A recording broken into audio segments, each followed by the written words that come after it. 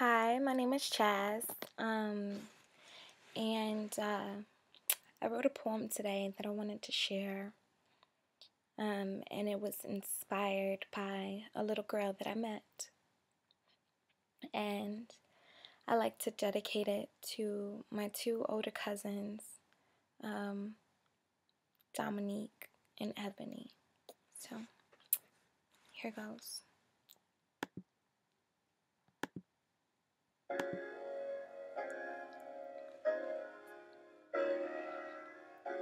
I began to write poetry because of this little girl I met who wanted more than a life in the projects. Her skin was the color of beautiful, and she had a smile like she secretly knew bits of her happiness seeped out from behind her gap until you became cloaked in her fairy tales. The blinding aura of her innocence made me reconsider whether or not wisdom was only imparted on those mature in age. In her eyes were the color of brilliance. Lashes open and closed as if they were protecting her light. Even in the dark, I was drawn to her. Desperately, I am seeking to find her passion in her drive. Her disposition that says, so what if I don't have as much? I've always had enough. Love the way that her heart beated to the rhythm of positivity. She made back alley seem like Narnia and broken street glass crystals left behind from hidden treasures. Her small frame was petite and delicate, but one could tell that puberty was a street corner away. And I became scared for her. I got scared that her essence would be taken from me by a hustler who only wanted to swindle her purity. I was terrified she would realize that her castle was a crack house. I wasn't quite ready for her to know that her barely teenage friend tummy wasn't growing from eating too many Krabby Patties.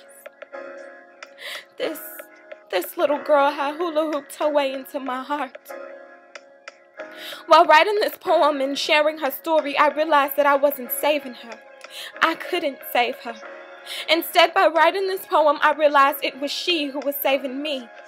She allowed me to partake in her world, but instead of seeing her beauty, I decided to dwell in the ugly, inviting me to taste and savor pieces of her optimism, and I neglected her spirit to swallow the brutality of reality. This shrewd little girl was fabricating a dream world that seemed unattainable to me. Yet she had a secret in her gut, like she spoke to God, who never took her rain checks when she was depressed and felt like she was the only colored girl at the end of the rainbow. This little girl lived in these project buildings in gray Chicago streets for years. She memorized what a pissy hallway smelled like and the scent of gunpowder in the morning. I was foolish to ever think I could shield her from her past. All this little girl had to hold on to was her dreams. How dare I tell her that her father's mahogany casket wasn't protecting him until he was awakened by a kiss from his queen?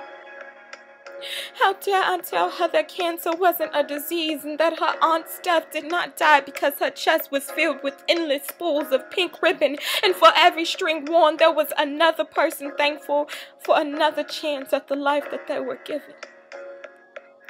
How dare I tell her that her fairy god grandmother doesn't live within every conversation she has with her older cousins and wants them to become the warrior princesses she always envisioned? And I want to thank this little girl for always being a constant reminder of where I come from. Someone once told me if you don't reconcile your past, you're bound to relive it.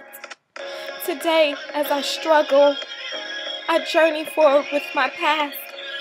That's what's left in my future, which is right. Both travel hand in hand with the little girl that's inside.